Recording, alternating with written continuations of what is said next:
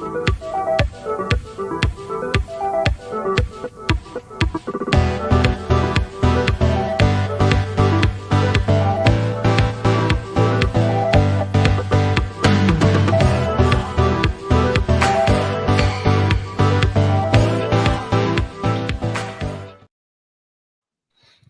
of feels like that should be Sweet Caroline or Three Lions this evening. Congratulations to Serena Biegman and the Lionesses, who've gone back-to-back in the Women's European Championships. And if you think that was exciting, you've got us for about the next hour and a bit. Welcome to the 2025-2026 League One season preview, brought to you by Argyle Life and the Green and White podcast. I have a selection of your favourite voices and faces over the next hour and a bit. We've got Dan, we've got Graham, we've got Ben returning off the injury list. Almost resembling Brendan Galloway these days is our Ben. We've also got Sam Down. He'll be joining us a little bit later on.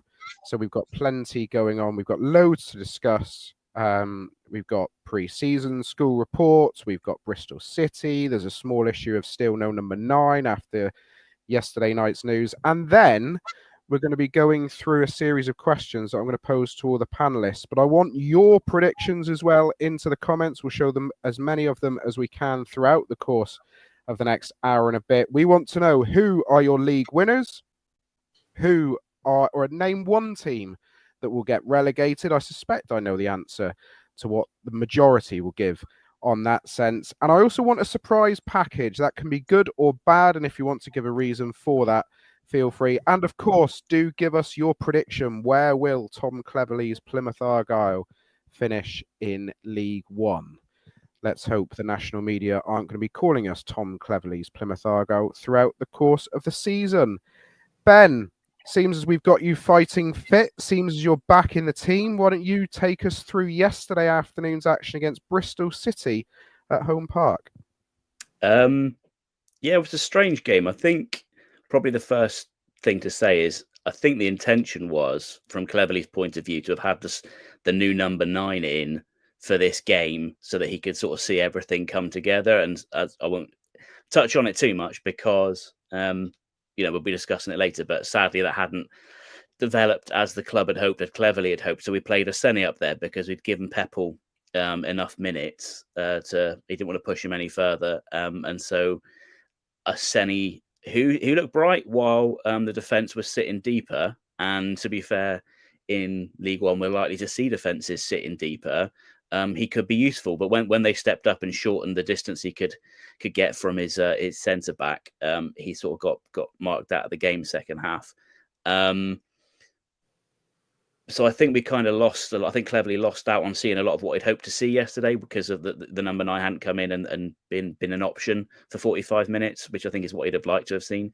But takeaways from the game, Brendan Wiredu had the best performance, I think, of any of the midfielders on the pitch. I don't want to say he was the best midfielder on the pitch because, people have up and down games, don't they? Might have been putting more or less effort in, but I thought he would stand out. He was easily dominated. Everything he touched looks like a really good pickup. Probably my favourite player. Probably the best performance in an Argyle shirt on the day. Worked quite well with Ibrahim, who would have been sent off for like a 6 years too late lunge, which he was lucky took his legs out of the way of later on. Hopefully, he doesn't try that too often during the season. Hopefully, he can keep his head a bit better. He did seem to lose his head. I think a lot of the forward players. To be fair, Ben, Plymouth's own Lee Swaby was in quite a generous mood yesterday in keeping his cards in his pockets, I feel, because that little schmozzle on the Lyndhurst side in the first half could have easily yielded quite a few cards of varying colours. Yeah, and that was good because I don't think anyone really went over the line other than that challenge that thankfully the player didn't make a meal of when Ibrahim sort of just threw himself late. We were frustrated. I think a lot of the forward players were quite frustrated. They felt like they'd put in a good shift, I think, and were a bit annoyed at the lapses at the back. I think everyone sort of threw their hands up at the goals when they were conceded because there were some schoolboy errors amongst them. Systemically, the defence did quite well. It was when sort of like someone wasn't passing a man on properly. There were some communicative lapses, I think, that sort of happened where you ended up then with 2 free men at the back stick and things of that ilk where it just wasn't quite, the communication wasn't quite there. I think that something that was exposed is that our centre backs are really slow. Galloway is deceptively fast, or has been in the past, but whether it's age or he's just not ready from his injury, or whether injuries have just taken their toll over the years, he seemed a little bit off the pace. And Armstrong left Zooch for dead several times. Paulson, we know it, isn't the quickest, and Pleggy. Again, he's all right when he gets going, but his first pace, his acceleration, it isn't slow. And if we're going to be playing this system where the fullback sort of get up and out, or they invert in front of the back two, we get exposed down the sides. It's sort of very similar and very reminiscent of early Schumacher Championship football, where I seem to remember early doors Preston.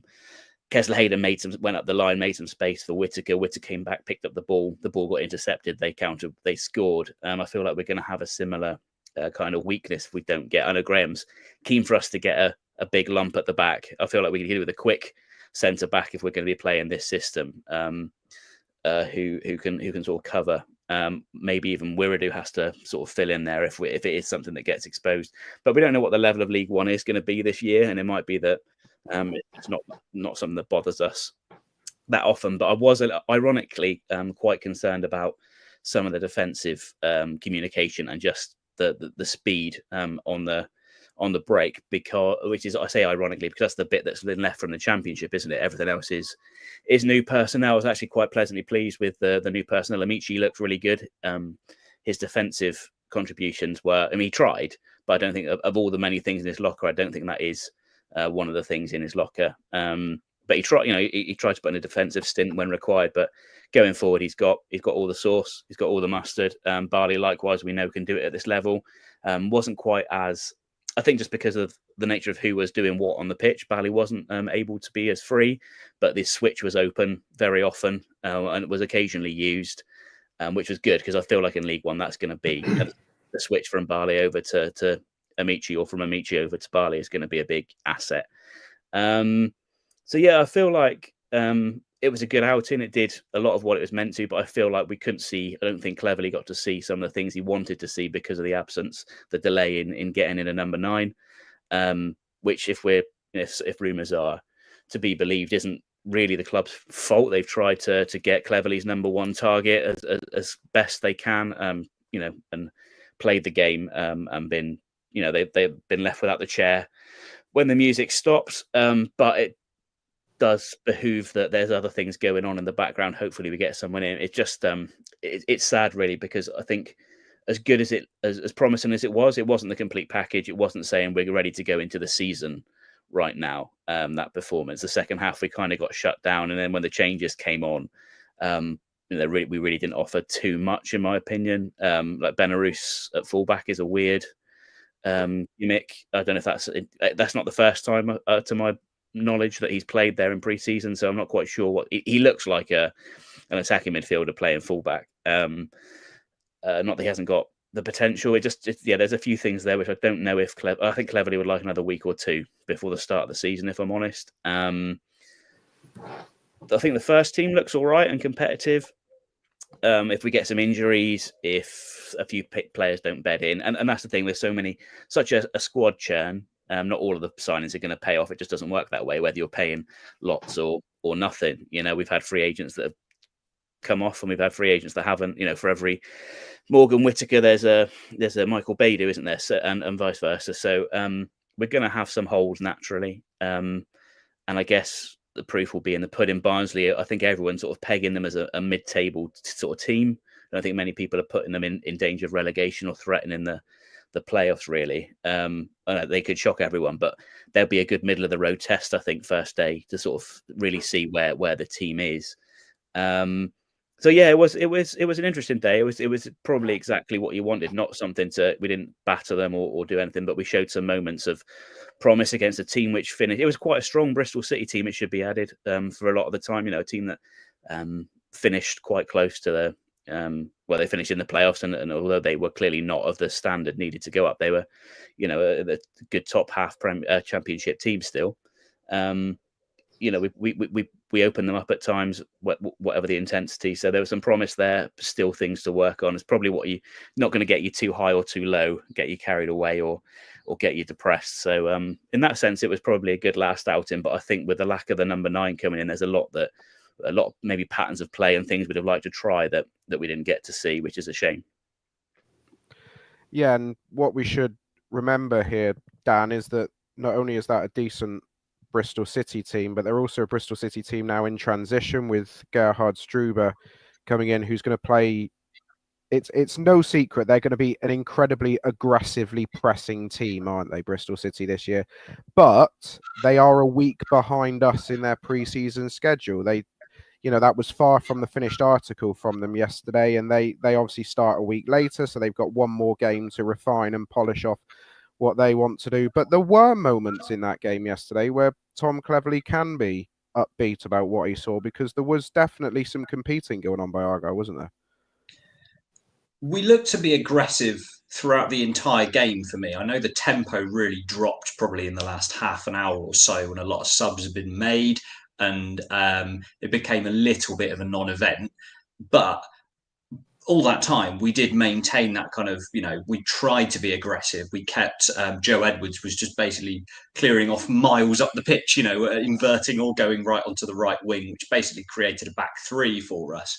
And that's how we should play in League One most weeks. We should be front foot. We should be aggressive, because we need to win games to get to where we want to be this season. It's not just about surviving and holding out. We'll have the odd moment like that for sure. But generally, we need to look to force the issue in games this season. So that was encouraging.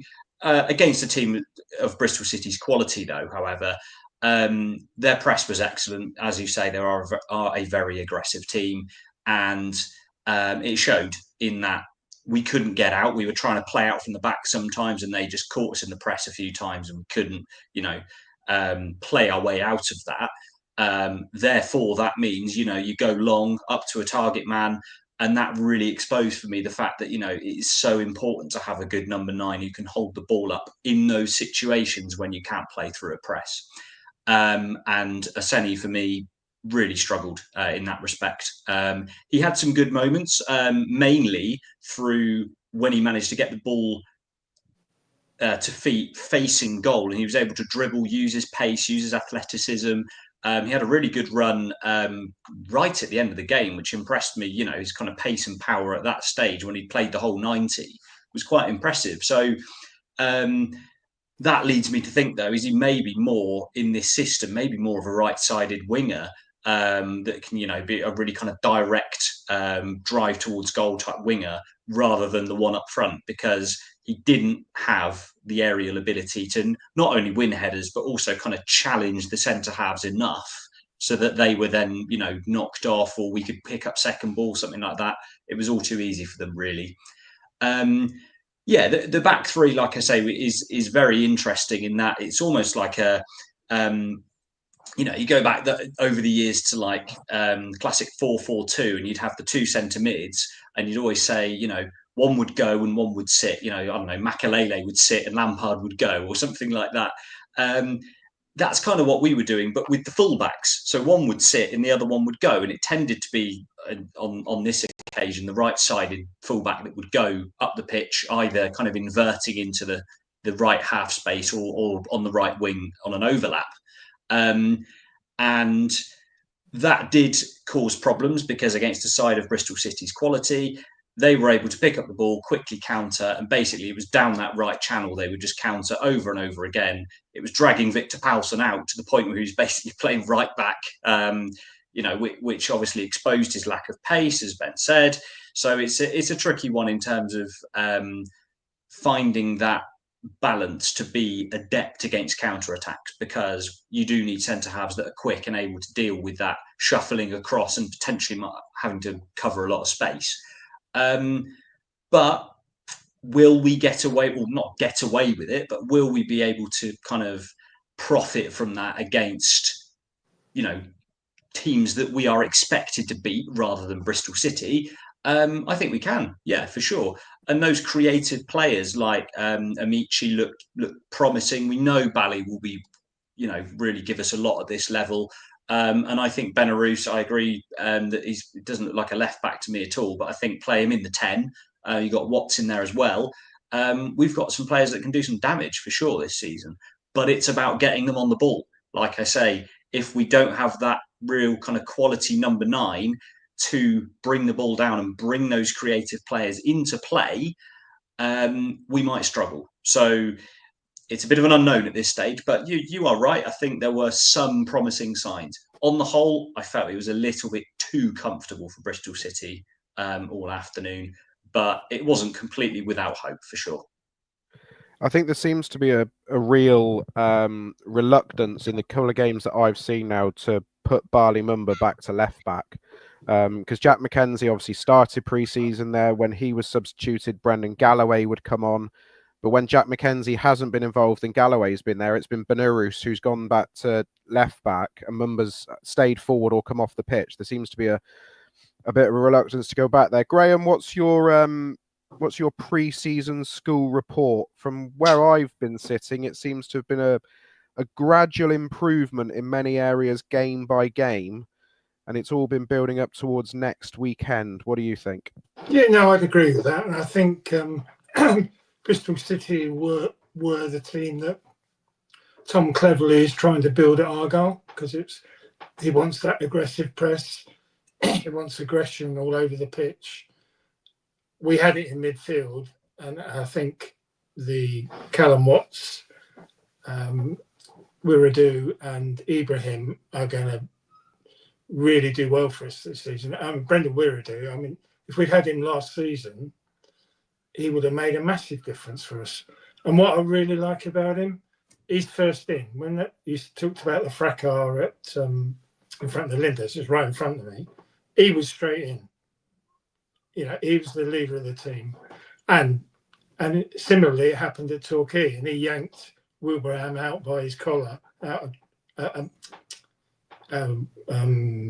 Ibrahim out by his collar, because Ibrahim's got a lot of talent, but he's got a temperament that needs to be managed. I think he's got ability. So midfield, Callum Watts, I quite liked. It's the first time I've seen him. He was very aggressive in the pitch, up and down the pitch. So midfield, I think we're okay. And we're okay with Barley one side and Amici the other. Clearly the number 9 is a role. I mean, it's quite interesting why Tom Cleverley said he wanted Burrell, because he played on the shoulder and he worked the defenders, but he was only 5'11", so it wasn't as though he was a big hold-up player that perhaps some of us are hoping for. So, I mean, I've made the point before, physicality in League One is going to be pretty high, and a lot of teams are going to go direct, particularly to miss out our aggressive press in the midfield. And I don't think we're capable of dealing with it. I fear Such and Paulson aren't going to be able to defend the ball up, the direct balls. They've got no pace. If we can't play high lines, so we're going to end up playing deeper gaps in midfield. And I am worried. I'm more worried. I was a bit worried at Torquay, but Bristol City, it was easy for them just to ping it over the top, and we're on the back foot. I mean, and when was it Sinclair Armstrong come on? I thought, blimey.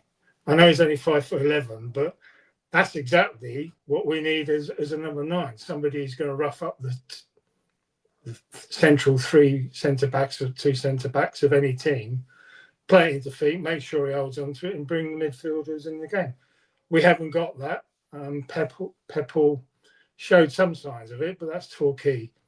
I'm not sure he would have been so effective against Bristol City. So I'm sort of, well, we need 2 or 3 more players, clearly. And I'm more worried after Saturday than I have been during the run-up, because I think we were exposed. I know they're a good outfit, but other teams just watching any highlights of that game will know what to do. Ping it wide into the channels, turn the 2 centre-backs, and we're in trouble. And the shuffle across with Galloway, particularly when Joe Edwards inverts or ends up in the penalty area, I'm not convinced. I think Shuey tried something like that. Wayne Rooney tried something like that. The inverted fullbacks is straight out of the Pep Guardiola game plan. And I just don't think we're fine going forward, maybe fine at home. But if you try to do that away from home, you're going to get done. And so I'm less positive than I was, but I understand we are after a defender, obviously, and number 9, whoever that may be. But I just hope it's not a 5'11". Somebody's got. We need stature and physicality. Just think. I mean, look. Actually, I don't think Bristol City took a long throw yesterday. The first team I've seen who haven't done it for a while. But the long throws are going to be pinging. Imagine we play in Luton. They just bomb it in, and we've got nobody defending. We haven't got a Maxi or a Katic, and we need at least one of those to defend that situation. Goalkeeper hasn't been mentioned. He's not vocal, but to be fair, I think he's got 2 good feet. He seems very comfortable with his feet, reasonably accurate when he's clearing the ball. And actually, his distance kicking is really quite good. So I'm not. If he's number 2, I've got no problems with him. So work in progress. I think we're going to have a bumpy opening few games when the pressure's going to be piled on until we get the Premiership loan signings that we're angling for. But invariably, they're going to be young players, aren't they? So they're not going to be, are they going to be ready for League One? I don't know. And I haven't mentioned the sort of passing and movement. I mean, it was so evident in Torquay, that was really good, but it wasn't so fluent against Bristol City, mainly because they effectively pressed us. Callum Patterson shows signs of championship class. I think he's an impact sub. I can't see him starting. So we're on our way, but we need to get some people in, and as people are saying, we need to spend some money. But I was thinking, we've got 3 players: Wiradou, Ibrahim, and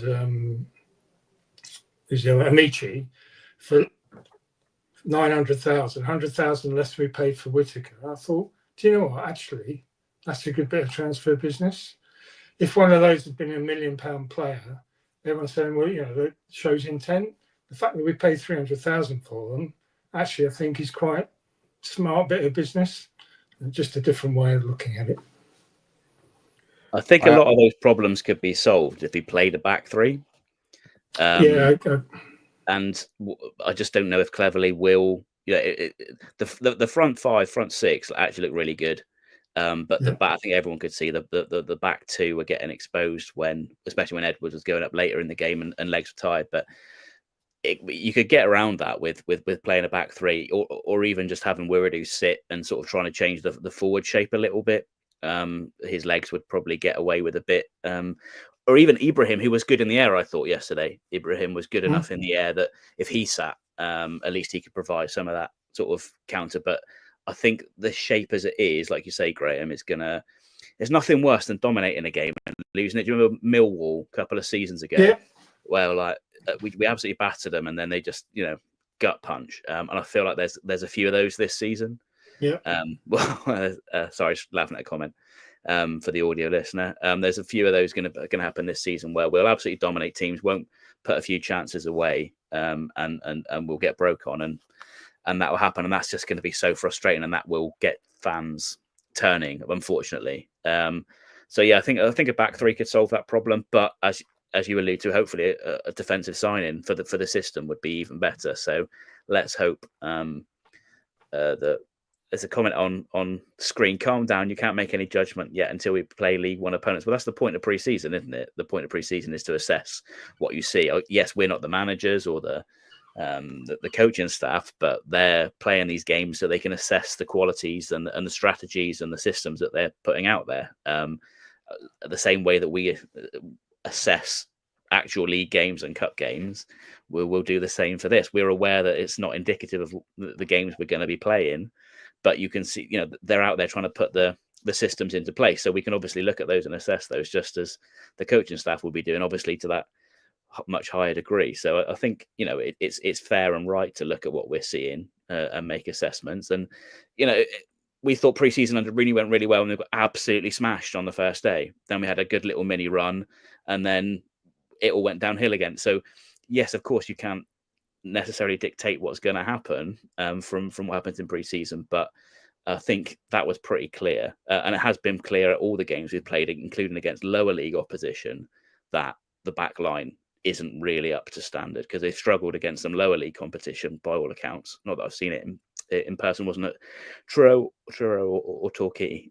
So I don't think we're being completely out of school here to make the comments we've made. Pre-season games mean nothing, all about match fitness. Then why wouldn't they just do shuttle runs or play 11 against 11 at home? They do mean something. They are there for a purpose. Yeah, I just feel like that's the most frustrating way to lose a game, and that's what I kind of foresee if we don't sort of get a faster, stronger centre back in, or change the system. But yeah, I hope I'm wrong. I think yesterday, I'm glad you spoke then, Ben, because I had to take 5 minutes, because I see Graham as the voice of reason on this podcast, and if he's worried before Sam Down even gets here, then this might break into chaos. I think yesterday might have been the first time that Tom Cleverley perhaps publicly accepted that we're still 2 or 3 light. I know he made his desires clear, didn't he, before the weekend's game, that he wanted to get a number 9 and one more in, whereas you now hear after the game that we're potentially in for at least 3, maybe even 4 more players. Listening to you lads talk there about the team and perhaps how we're best set to be set up, and a comment came up on screen earlier about Victor Paulson's better in a 3, and Dan suggesting that maybe Owen Aseni's better on the right side rather than as an out-and-out number 9, etc. Is 3-4-3 potentially a better system for the group we've got at the moment, rather than a 3-5-2, an actual 3-4-3 where you play 3 centre halves? Your 2 then are essentially wing backs, but you've got, you know, your Pattersons, your Asenis, your Amichis, your Mumbas, and they can just interchange across the front line as and when they please. Is that not a more fluid and perhaps better setup as we are now? I think potentially 3-4-3 would be the way to go. It would certainly suit Paulson more, as the commenter said. He can just sit middle centre back, doesn't have to be dragged out too far left or right, and just defend, and that would suit him definitely. I know there's been a lot of talk about how high up that left side Bali Mumba should play in pre-season, but I think his best position remains left wing back, where he can drive from deep and maybe cut inside or go down the left, go down the outside, and affect the game from there. So it would suit him more. Joe Edwards as well, very capable as a right wing back, as is Sorinola. The only player who I think it would really hurt is Amici, who seems to be an out-and-out winger. I know he does like to drift inside at times, but I do think he is best picking the ball up from wide and doesn't have the defensive capability to play wing back, I would suggest. Therefore, I think this 3-4-3 wouldn't suit him. But for everyone else, and particularly if we're struggling for a kind of dominant centre forward, having those 2 number 10s just kind of sitting behind to pick up second balls would be beneficial as well.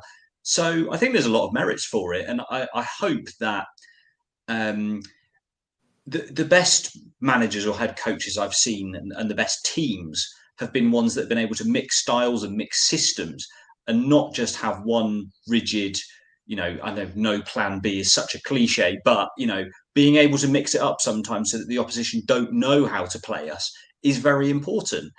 And a bit like we talked about Schumacher at the start of the first season in the Championship, where sometimes he'd go inverted fullbacks in a back 4, sometimes he'd play 3-4-3, and we were reasonably successful with both.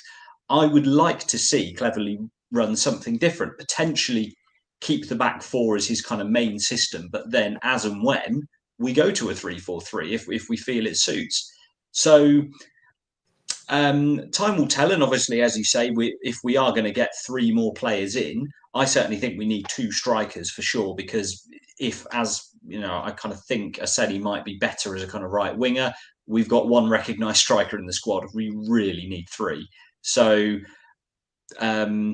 depends what they kind of bring to the table, those types of players. But for now, yeah, I'd be to the point of potentially going with it against Barnsley, especially if we don't get another striker in before next Saturday.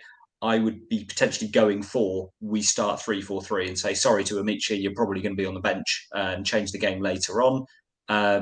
But this is the system that suits the squad that we've got at this time. Yeah, I also think sorry, Graham. I think it also. I was just going to say 3-4-2-1 makes more logical sense, and I think Amici could play one of the twos behind the central striker. I think he's got too much ability to be on the bench. He's a game changer, and he puts in a good free kick. Most of his free kicks were quite dangerous, pinged in with pace and bend. His corners weren't as good as they were against Torquay. So I think he's a starter, and we need to accommodate him. The 3 at the back, fine, but it's the 2 wing backs, and I don't agree with Barley being a wing back. I remember because I saw him at Swansea where he got turned inside out in the first few minutes. He's not, away from home at least, a wing back that I would defensively rely upon. If they trust Benarus as a defender, Graham, could he not be more suited as a wing back, because then he can get forward? Yeah, they obviously see something. They obviously see something defensively in him to trust him to go back there in these couple of pre-season games. I spoke to a Bristol City fan before the game in the fan zone, and they said, yeah, he was good player, but he was left midfield, and seemingly he did occasionally play full back, but in a match situation where subs were made, he's not a wing back or a full back from what I saw. But it's early days, and he might prove us wrong. I mean, it's a shame about Mackenzie. I think he's out for a couple of weeks or more, isn't he? So it's a shame, because he might have been exactly the full back that we're missing on that side. If I was playing against Benarus at fullback, I'd be pinging the ball to that corner constantly, because he just doesn't have the stature to compete. I'd like Armstrong on the pitch. I'd be like, right, you get between the right centre back and the right back, and I'm just going to hit you. And so that would be a worry.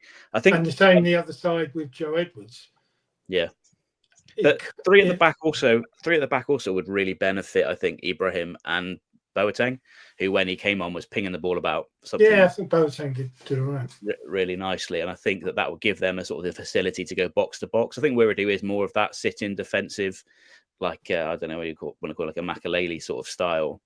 He reminds me of Patrick Vieira, actually. Yeah, I thought he's a cross between Vieira and Conte. He's sort of like not necessarily as physically powerful, but he's got that kind of be everywhere spider legs of Conte. But he is tall and strong and wiry. No pun intended. But yeah, he takes no prisoners in the tackle, that's for sure. I feel like that would get the best out of those 2 as well, having 3 at the back, because they could basically go box to box. You've got Wiradoo who can sit, and then one of the other 2, depending on if you're wanting someone to spray it around. I think you'd pick Boateng. If you want someone to drive with it, you'd play Bradley Ibrahim and let him drive, and that's going to drag the defence backwards and create those gaps for the forward players like Amici, like Mumba, to get the ball and to be able to have the space to turn and drive.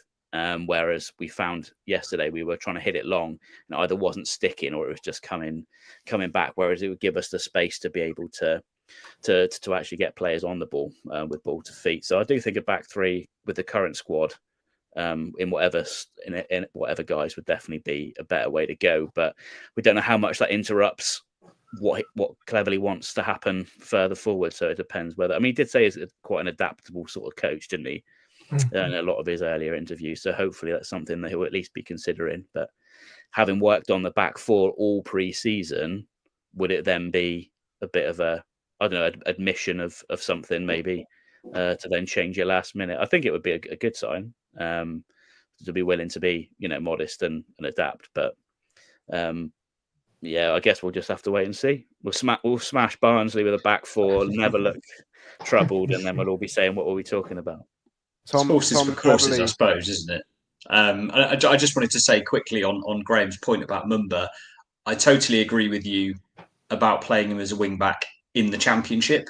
When we're going to be on the back foot, we're going to have to do a lot of defending, and when that back three almost becomes a back five, absolutely fair enough. He's not as effective there, but he was good enough to be League One Young Player of the Season as a wing back 2 years ago. So I think he's proved he can do it at this level as a wing back. So I don't have an issue with him there when we'll be on the front foot in games. Tom cleverly may have said that he's an adaptable head coach, but Miran Muslic also told Simon Hallett a lot of things and he didn't stick to it. So let's not necessarily take all this stuff verbatim. Over 1,000 of you already joining us off the back of the Lionesses' triumph, so you're very welcome to join us. We're about to move the conversation on. However, it would be remiss of me not to show you perhaps one of my favourite comments of the night. They're all very good, don't get me wrong. Do continue to get all your predictions in. We want to know who you think is going to win the league, a team who's going to get relegated, who's going to be a surprise package, and more importantly, do let us know where you think Argyle will finish in League One this season. I will come to them at the end of the night. But Sandra Hardy has been in the comments. Sandra was obviously a regular poster over the course of the last couple of years. I'm still supporting Plymouth Argyle, even though Ryan's not with you. Hopefully you get a good number 9. Love, Nana Sandra. Always welcome to watch the podcasts, Sandra. And I'm sure at some point Aaron will probably pester you for a My Argyle Life as well, either with yourself or Ryan, or both at the same time. Who knows? Maybe Aaron will take a trip up to Scotland one day. Talking of My Argyle Life, so I'm actually recording one tomorrow with Sam Down. Very exciting one. Looking forward to that. That'll be out in the first international break is the current plan. So we'll be getting that series back up and running next season. Whilst I'm plugging a few things, Ben, why don't you let us know what we've got to look forward to this week? Because it's that time of year again, isn't it? Yeah, hopefully recording on Tuesday will be the first of a new series of scouting reports. Obviously, whole bunch of new teams, 22 new teams for us this season. So if anybody stopped paying attention to League One when we spent a couple of years above the threshold, I know I did. I've always been a bit of a snob about people who don't pay attention to the lower leagues, and I paid a lot less attention, I must admit, when we were in the Championship. So there'll be some good info from other podcasts and content creators of other teams. Obviously Barnsley, the first team, recording on Tuesday, hopefully, and that'll be out. And then hopefully we'll have a good series of those through the year, if that sort of more detailed knowledge of the opposition is of interest to you. You're not just here for the Argyle content. And if that's not enough, let's not forget that Dan Allard kindly agreed to host all of our Virtu Trophy match review podcast this season. So you can look forward to those midweek evenings, Dan, can't you? That's absolutely fine, but don't expect me to know anything about what's happened because I won't have watched the games or indeed cared about them. So, at your own risk, go for it. If people who go to the Virtu Trophy want to be on the podcast, applications will be open for panelists, as I'm sure you've learned from our previous escapades in the tournament. We're not overly keen on it. Be interesting to know whether Tom Cleverley is. I'm sure we'll find out in due course. Just to cover off a little bit of other news before we move it on to the last two talking points of the night. As Graham mentioned, unfortunately, Jack McKenzie has a knee tendon issue.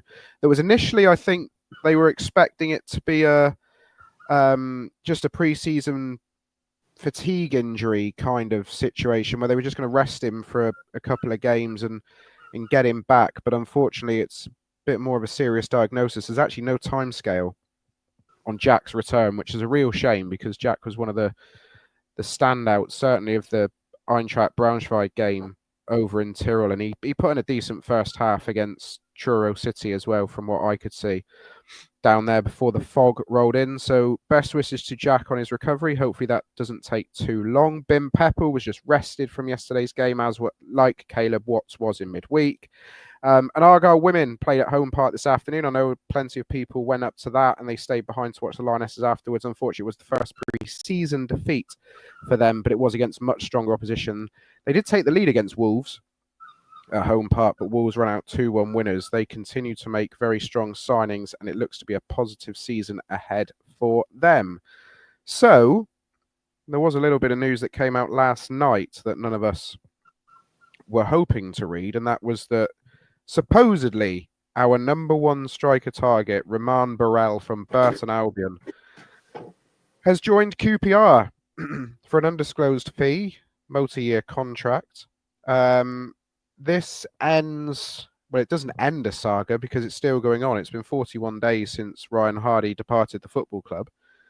And we've obviously signed Bim Pepple and Owen Esseni. The number 9 shirt is still vacant. But what we do know, or what we're led to believe, Graham, you'll be able to back me up on this, from probably one of, if not the most reliable poster on Passotti in recent years, that this is something that the football club can't really be blamed for. They've jumped through every hoop that Burton have asked them. The goalposts have been continually moved, and Argyle have answered every call. And then right at the last minute, just as the player was about to come down for his medical, that was when 2 championship clubs came in. The wide rumours were Charlton were one of them. They've gone and signed Charlie Kelman from QPR, of course, who've now replaced Charlie Kelman with Roman Burrell. Not sure what's going on there, because surely you just try and keep Charlie Kelman. So Argyle have jumped through every hoop. We've been left short. Graham, I want to come straight to you. I get Josh Coburn vibes a little bit here. We've been strung along a little bit by the parent club, and it's just not fallen our way. But I'm certainly not going to sit here now and throw a load of unnecessary criticism towards the football club, as much as a lot of people did on social media last night, because I actually don't think, from what we've understood today and from what we've learned, that the football club have done anything wrong here. They've just been, in fact, they found themselves in an unfortunate auction position when they didn't expect it.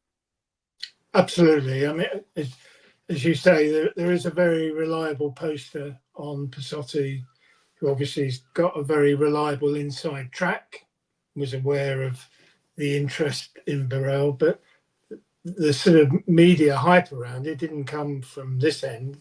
His agent obviously pushed it about, and I think Gary Bowyer even admitted it in one of the press conferences and said, well, we're not going to sell him until we got somebody in, and they were after Jordan Rhodes, I think it was. I don't know whether they've got him or not.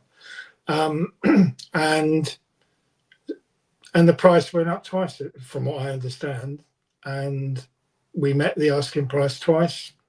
As you say, the player was ready to come down, and then championship clubs who were a week behind us in their preparation suddenly realised they needed a number 9. And the room with money at 1.3 million. Would we really have paid 1.3 million for that player? I don't know. I mean, if he's your number 1 target and you feel he's the one to take you forward, you might do. But he's always going to go to a championship side. And I think he got a 4-year deal as well. So no brainer. There's nothing we can do. You name the number 9s that are potentially available. It's a handful. And the price is going up and up and up, because the championship clubs suddenly realise, oh, they need a number 9 as well. Maybe to run against another number 9 they already have. But 1.3, 1.5, 2 million is nothing to them. But to us, and this is a point that many people don't realise, the salary cap management protocol kicks in League One, and we can only spend 60% of the transfer income on incoming players. So we're a bit more restricted than we were in the Championship in our ability to buy. So you name me a number 9 that is available. I mean, I can only think of one, but he can't play until September. And that's Jatta of Notts County, goal scoring record, 22 goals in 40 odd games. So, and we did bid for him in January, £750,000. It's reported in the Guardian. So but I bet you his price won't be 750,000 now. He's going to be 1.2, 1.3, or even more. So the Dale Taylor situation, that could be a loan deal. He's 5'9", I think he's, or 6 foot. He's not a tall player, but he may have been on our list of 5 targets. We've always got to keep the pot boiling. The interesting thing is nobody's coming for Jatta elsewhere at the moment. Don't know why. Maybe because he can't play until September. But you name me another number 9 that you would go out and buy. Devontae Cole. I'd go for Devontae Cole. I think he's proven at this level. How old is he? Late 20s, mid 20s, late 20s, I think. Yeah. Or 26, 27-ish. I think he's in a good age. Did it? What was it? It was Barnsley, wasn't it? I'm not imagining that. And then absolutely stank it up at West Brom. But I think that's like Niall Ennis was great for us in League One, horrific in the Championship at a number of clubs, and now banging them in again at Blackpool. So I think that's kind of like for this. Some people could be a bully at this level and just haven't got maybe the physical attributes or whatever to go on at a higher level. I think that Cole has the potential to be one of those. But again, I think the price you're sort of suggesting is going to be the very bottom end of what they'd take for him. I think they might even not accept that. They'd be looking at sort of 7 figures again. So although I'm putting that out there as a possibility, it's still maybe not in the price range that we'd be hoping for. The issue is, sorry, Graham, just very quickly. The issue is very Nathan quickly. Lowe as well, isn't there? Nathan Lowe, but if you're going to buy him, that's going to be 2.5 plus in the current market. Would Stoke loan him? Possibly. Are we a good club for him to be loaned out? Absolutely. But that decision is not going to be made this week, I don't think. So, yeah, that's a possibility.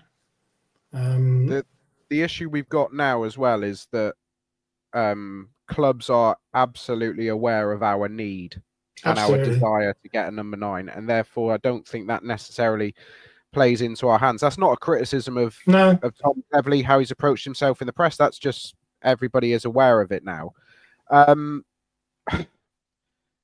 The ironic thing here is, Dan, is that today's link from the highly reputable and friend of everybody's podcast and fanzines and supporters trust, Alan Nixon, suggesting that we're in a straight fight with Blackpool for the signature of Dale Taylor. From what I understand, Blackpool are trying to sign him permanently, whereas it would appear we're trying to get him on loan, which might actually appeal to Nottingham Forest a little bit more than just getting him off their books. The ironic thing is, of course, is that Blackpool are also in for somebody like Jerry Yates from dropping down from the Championship back into League One. I mean, where do you sit on the Dale Taylor link? 11 goals, 8 assists for a Wigan side last year that weren't necessarily the most potent threat in front of goal. I think every Wigan fan will probably admit that themselves. So he was very much a standing light in their side. I understand he was their player of the season as well. Loan deal for Taylor, or would you explore something more permanent but potentially at a much greater cost? I think, without knowing and wanting to dispute the ball knowledge of Wigan Athletic fans, the fact that he was player of the season is a good sign. Freddie Ladapo scored 19 goals for a relegation and ultimately relegated side in League One. And if I were a fan of a club coming down from the Championship the following season, I would have said, do not touch him with a barge pole. So I think he's... one that we should look into and would be potentially, you could argue, even better than Burrell, potentially. So we might land on our feet in that respect. Without knowing how much Forest will be willing to accept, it would be good if we could get something done on a permanent. There's always the risk with a season-long loan. If he's banging them in or performing really, really well, whilst on loan, they'll pull the plug in January and send him somewhere else, or I doubt he'll be looking closely towards their team, but he could easily just get pulled back in January and then we're back to square one again. So It would be nice if we could get him in. Maybe, as I said, I think we need 2 strikers, so maybe a permanent and this guy on loan would be great. But as you said, it's a difficult situation now where we are going to have to, if we do get someone in permanently, because clubs know our situation, we're going to have to pay top whack for that striker, a bit of a premium. Some people will probably say, why did we not just get this Burrell deal done weeks ago when we were first linked with him? Potentially, yes. However, there is I'd say more than a fair chance that we were just a bit of a pawn in his, or more specifically, his agent's game. You know, that championship interest ain't going to have just all appeared last minute. He will have had championship clubs sniffing around earlier this summer. And of course, you know, his agent's job is to get him the best deal possible. So I think there's a real chance that he said, right, we'll kind of, you know, give Plymouth a bone a little bit and just kind of like lead them on. But our intention is to get you a championship club. And therefore, it's very easy to say, oh, we should have just paid more money up front and just got the deal done. But maybe the deal was never on the table at all. So without knowing about what's happened behind the scenes on it, I'm not going to stick the knife in on the club or anything like that, because there's just no point. We don't know. But I'm sure there's a man who's going to come on the pod at some point tonight, we think, who might have a different view to that. But let's see. Yeah, we don't need to be starting Sam down off about how much we should and shouldn't be spending. Me and Graham had to sit through that discussion last week. It will all be played out, of course, and we look forward to coming back on the podcast on the 13th of August and discussing Roman Burrell's hat-trick in the first round of the Carabao Cup, knocking Plymouth Argyle out of that competition for QPR. As I mentioned last week, there will be a very special content coming out about that QPR game, which we're all very excited about, providing Aaron remembers to bring the equipment required for that. Right, 51 minutes in. Can I have a really quick comment on the comment that's on screen saying about us scouring Europe? Yes, because we're a bit more UK focused. I'm very happy for the club to be finding hidden gems elsewhere, but we've got to remember that there might be 3 players, maybe 4, who start on against Barnsley next Saturday, who were here at the club 2 months ago. That's a massive turnover of players, and a lot of them haven't played in this league before. So not only are they new to the club and new to each other, but they're also new to the league. And I feel like we could do with some players who've played in League One or even the Championship, who are willing, sort of like the end of their careers, or maybe haven't quite cut it. Just this window, it's a bit of a weird window. Normally, I'd say, yeah, let's go and find some. You know, I'd be scouring the, you know, sort of the websites and the data for these gems abroad. But right now, I feel like we really could do with some talent. It doesn't have to be English necessarily, but I do feel like we need some players who've played in this league or in the English leagues. Even like, as Graham suggests, someone like who's done well at the top of League Two. Like Wirradoo's come in and looked like absolutely seamless. I said he was the best midfielder on the pitch. So I do, as much as I'm not Anglo-centric when it comes to our signings, I do feel that is something that might be quite important, given this just the very particular circumstances we find ourselves in. In that case, then, there's a perfectly good number 9 who's been playing for the PFA during pre-season. Come on down, Sam Cosgrove. Welcome back. All is forgiven. Right.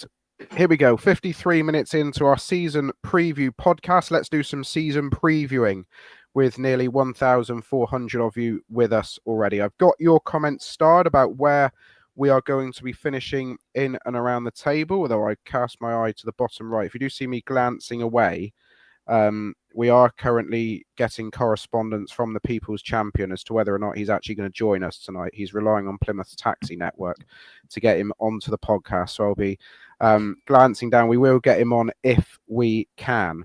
I posed the gentleman earlier on today a very easy set of questions, to be honest, that they're going to answer for me in a moment about League One, and then we'll come on to the Argyle preview bit at the end. So do continue to get your predictions in where you think Argyle will finish in League One. So who is going to win League One? Let's start with Dan Ellard. Oh, you've caught me off guard there. I've gone Luton Town. Why? Because other than the obvious. Other than the obvious, yeah. I just think basically they're the biggest hitter in this league. Maybe you could argue Cardiff. I know Huddersfield have recruited pretty well, but Cardiff haven't signed anyone or sold anyone by the looks of it. But I just think Luton are,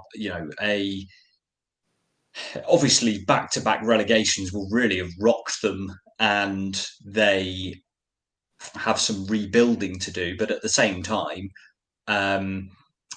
I think they will be tough to beat as a team this season. I don't see anyone kind of being beyond them, and I do think, whilst I'd love to say we'd be right in the mix, and we'll get onto our predictions in a sec. I'm not sure we're quite at that level of Luton or Huddersfield at the minute, but I've gone for Luton. I should just say, gents, if we match up on our predictions and you don't have anything extra to add, any snippets, we'll just move things along.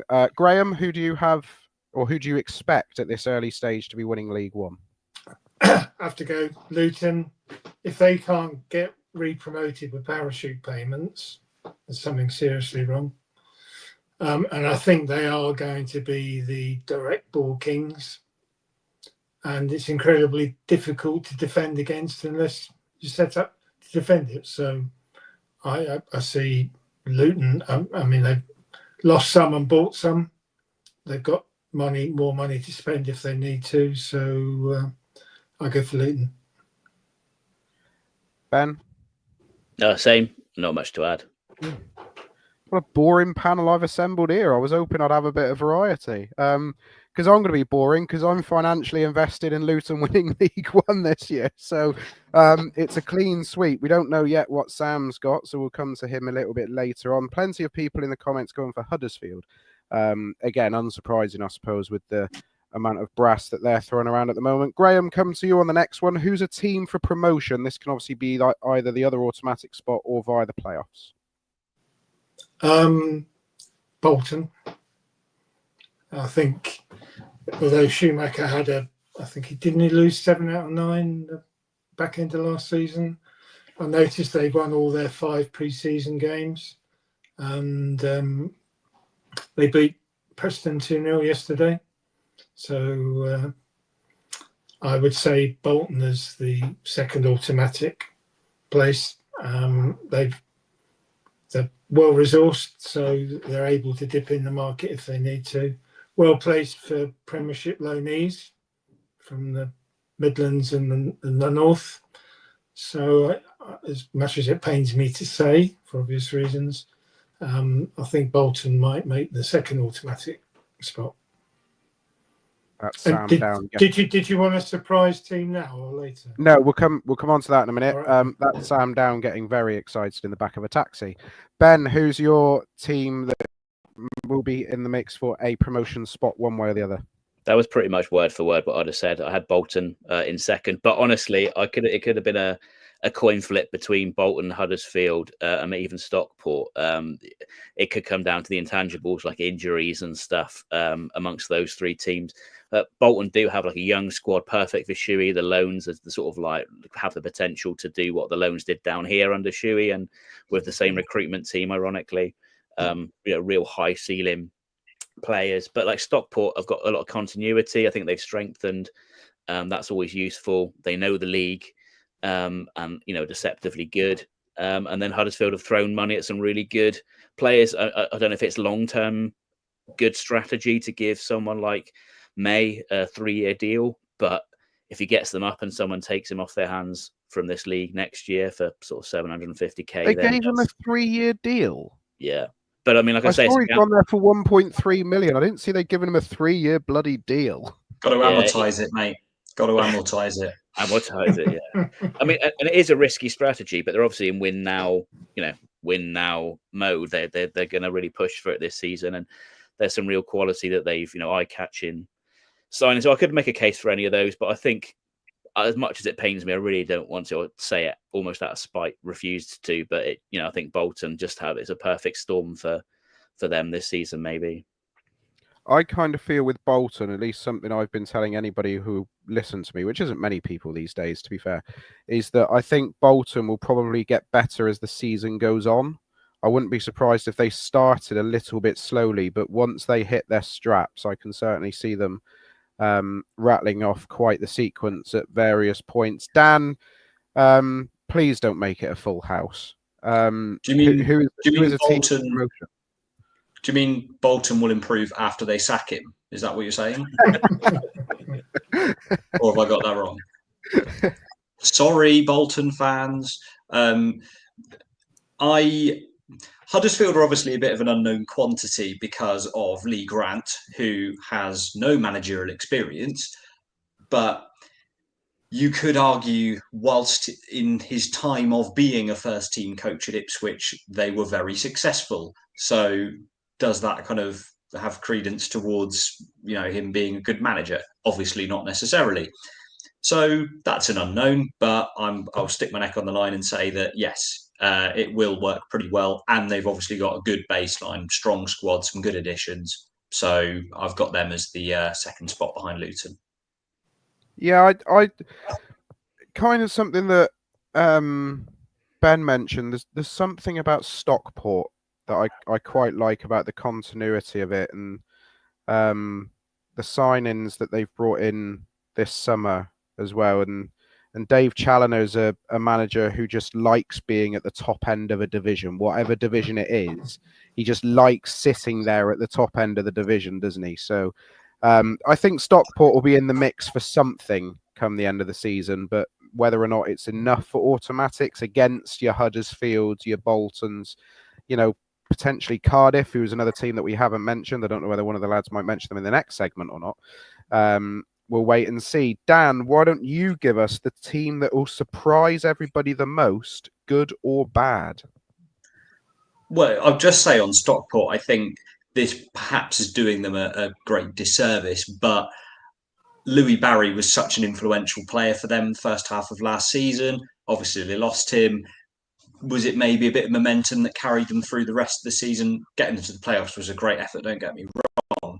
But I wonder whether they'll kind of fall a little bit off the ultimate pace as a result of that this season. My surprise is a one at the top end of the table, and I think it's going to be Leyton Orient. Lost 3 key players. We've already argued about this. That's why Joe Bell's making that face. We've argued about this on the pod chat. But yes, I appreciate, losing 3 quality players. Galbraith particularly is a very, very impressive footballer and will do well in the Championship, I'm sure. But I do think they have replaced with real kind of, some really good players. And I think that I've made no secret to most of the members of this podcast that I think Richie Wellens is a very, very good manager, one of the best in this division. And I think he can keep that momentum going. Obviously, it was a bit of a nearly year for them last year. Go on. One of the best wasn't what you said in the group chat. If you're going to stick your neck out on the line, you've got to say what you said. Well, I did think, Steve Bruce is, there's some reasonable names at this level, isn't there? Tom Cleverley could be argued, perhaps. But all right, I'll stick my neck on the line and say, yes, I did say that he's the best manager in this league. And yeah, why not? We'll go with it. All aboard the hype train. I'll push the right button in a minute. Trying to reply to Sam Down whilst I listen to Dan Ellard tell me about how good Richie Wellens is. Graham, who's your surprise package for League One this year? It's between 2, and it would be Peterborough, because they can't do as badly as they did last season. And they're always buying players and doing well for a season, then they sell them, then they drop down a bit and then buy more players. But I'm actually going to go for Reading, because it's gone under the radar a bit, but the guy that was the Wycombe Wanderers chairman has bought Reading, and he's well resourced. They got a fantastic, it's probably a Premiership setup, the ground and training ground. I don't know, I just have a sneaky feeling that they performed quite well in very challenging circumstances last season. They weren't that far off the playoffs. So Reading would be my surprise team, on the basis that they did well when they were really struggling last year financially, and now they've got the financial stability it's a good platform to springboard into possibly playoff challenging position. Yeah, Reading have the potential to put one of the best first 11s in the league on the pitch if they get a few more bodies in. In terms of individual quality, they've got some absolutely fantastic players. They're just short of bodies, I think, in my opinion. And, new regime and stuff, it might not quite. But yeah, I was in and out about where to put Reading. I wanted to put them higher, but just because of the unknowns. I think my surprise team, it might not be that big a surprise, would be Blackpool. I think they started to come together under Bruce at the end of last season. I know they finished mid-table, and I'm only going to sort of have them a few places high, but I think they will make the playoffs. I don't think they're on a lot of people's radar, but I think they could do a really good job. Their underlying data was pretty good, and although that's not the be-all and end-all, they really did dominate teams at times without necessarily the results that deserved. I think with a bit more coaching, a really experienced coach, obviously, as has already been mentioned, when Argyle won the league, being able to play for 90 minutes with a competent striker makes such a difference in this league. I do think in this league, strikers make all the difference. I think you can get dragged into a lot of dogfights in League One, but in the Championship and higher leagues, your good midfielders, your good defenders make a lot of difference. But I think when you're in dogfights, it's putting the ball in the back of the net when it really matters counts a lot. And at this level, strikers make the difference. And being able to bring on a Hardy or an Ennis for the other. Normally, Hardy coming up, being able to play with a good level of a threat for the whole 90 minutes makes such a difference. Argyle won so many points, in the last 30 minutes of games in that season because they could keep up the quality. And I feel like if Blackpool do manage to bring in one of those two strikers you were mentioning earlier, Joe, whether that's Yates or even the young fellow we're after potentially, to be able to sort of play Ennis for 70 minutes and then bring on Yates for 20 or 30 is just ridiculous at this level. I feel like that could get them a lot of late game points throughout the season, and they could even threaten the higher positions. I don't think anyone would sort of predict them to sort of finish around third or fourth right now, but I think I've got them pegged for about fifth or sixth, but I think realistically there's too many sound teams. But if something goes right, then they're real dark horses to make a real good run, I think, this season. I'm going to shoehorn two categories here because I'm going to take the John Alsop stance now of completely annoying a fan base. If anybody clips it up and listens to them. So my surprise team, I'm going to be the one who's going to give a negative approach on the team. And this is going to be the team that I think might end up getting relegated this year. And that's Rotherham. And they were in quite a mess last year.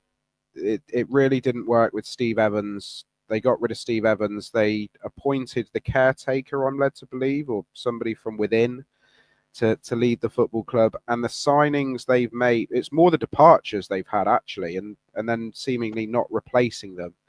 There seems to be a general worry amongst many national pundits about Rotherham's state of affairs this year. And there are quite a few teams, actually, you can make cases for that you'd be concerned for them heading into this season. Rotherham are certainly one of them. So I wouldn't be rushing to take any odds on Rotherham finishing anywhere near the top 2/3 of the division.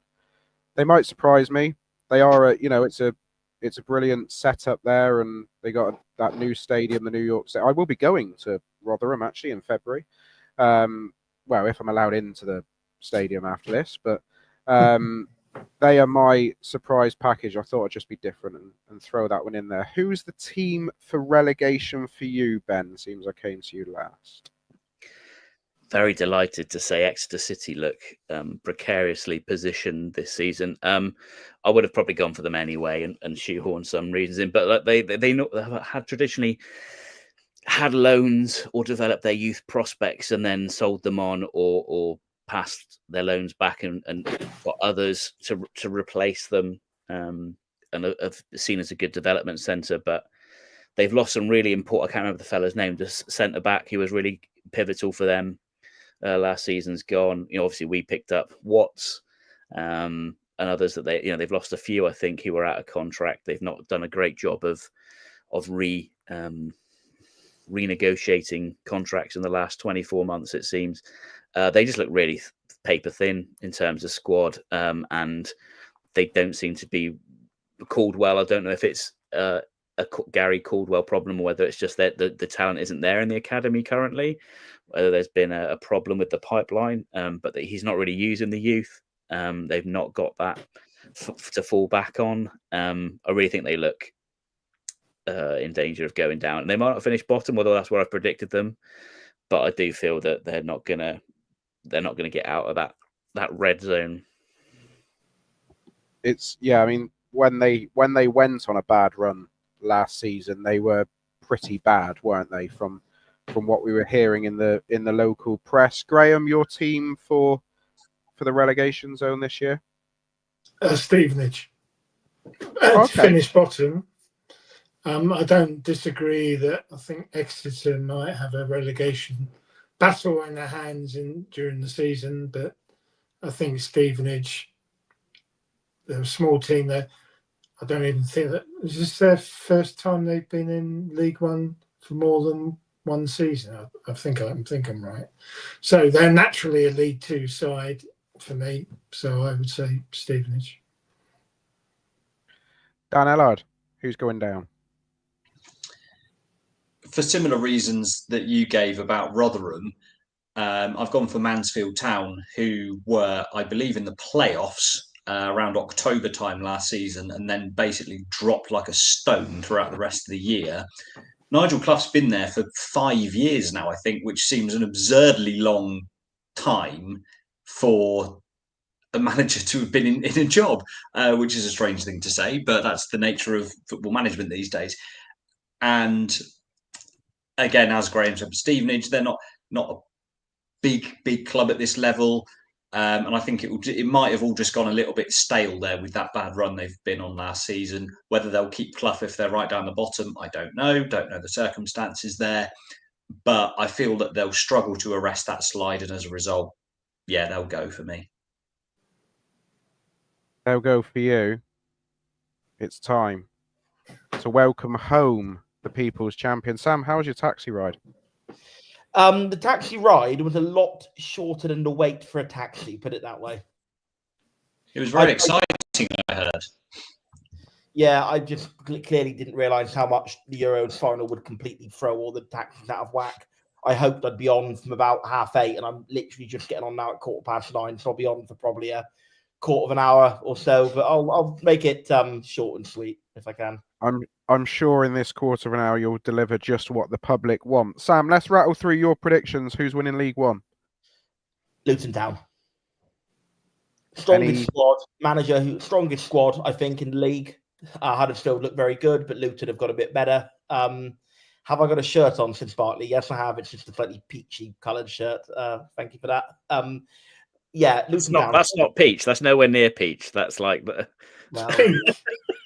well, it certainly isn't skin coloured, is it? So that's white and accidentally went in the wash with a load of colours.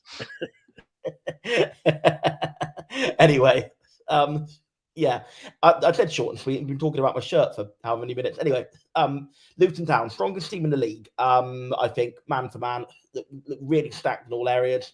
Matt Bloomfield at this level proven to be a very good manager, and financial stability, still getting parachute payments. That's a mouthful.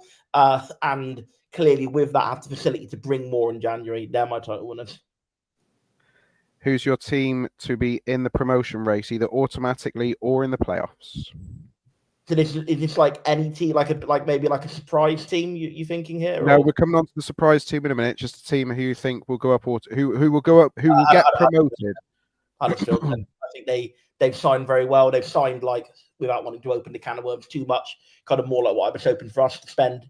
Established League One players, not quite a team of League One all-stars, but certainly a team who are probably among the best in their position in the league. And only unknown with them as the manager, Lee Grant, apparently quite highly rated around the coaching circuit. But first year as a head coach, we don't know how that's going to go. It could completely crash and burn. But I think that I've got them to come second. I'll be interested to know if the Huddersfield owner attributes them to be the Harlem Globetrotters of League One at some point across the course of the season. Who is your surprise package, good or bad? Surprise good. I think Blackpool. I think they've signed really, really well. If they're going to bring Jerry Yates in as rumoured, I think they've got two fantastic strikers in Jerry Yates and Niall Ennis. I think Niall Ennis still at this level. I know people always talk about Argyle fans as obsessed with ex-players, but I would have loved to have Niall Ennis back this summer. I think he'd have been a great addition. I think he'd be the best striker at the club right now if we did have him back. And Jerry Yates, I think, is even better still. They've signed well in all areas, relatively strong squad. Maybe some question marks around Steve Bruce. Is he a bit of a dinosaur? Is he past it? But often you see with managers who are not really cut out for a certain level anymore, they drop down a level or two. They do a very capable job. And I think that's what Steve Bruce will do this season. Top answer, that, Sam.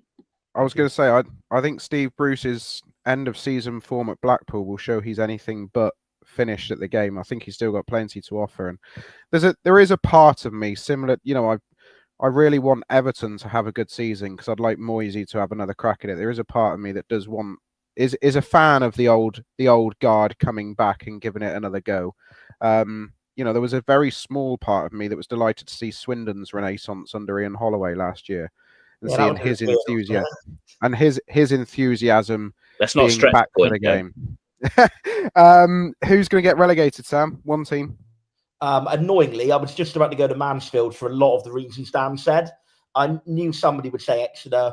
Rotherham is a good dark horse shout. I guess they'd kind of be more like my bad surprise answer. I think they'll struggle, but I don't think they'll actually go. I think they'll be somewhere in that sort of 16th to 20th bracket. I've got them currently. So my team to go down, I'm going to go a little bit boring because they are probably the most epitome of a League One, League Two yo-yo club ever. I'm going to go Northampton Town. Squad doesn't look strong for me. You look at the list of players they brought in, none of them are really inspiring. Probably the most inspiring one on the list is probably genuinely Tyrese Forner, who was decent for Derby in their promotion season, but he's one decent signing. The rest all look not great on paper. I'm not massively sold on Nolan as a manager either. Don't think he's a terrible manager, but he's never really lit up anywhere he's gone. I don't think in management. So I think poor squad, one of the weaker managers in the league, Northampton looks set to go for me. Can we throw Wimbledon in there as well, just because they gave me one of the worst days of my football supporting life, and they look like one of the probably the worst team of the three that have come up. So I'm going to toss them in there because I don't like them. Somebody, while we're giving honourable mentions, I should have starred it. I wish I did. Somebody did put up a interesting one earlier. Bradford top 10. You'd expect Bradford to be.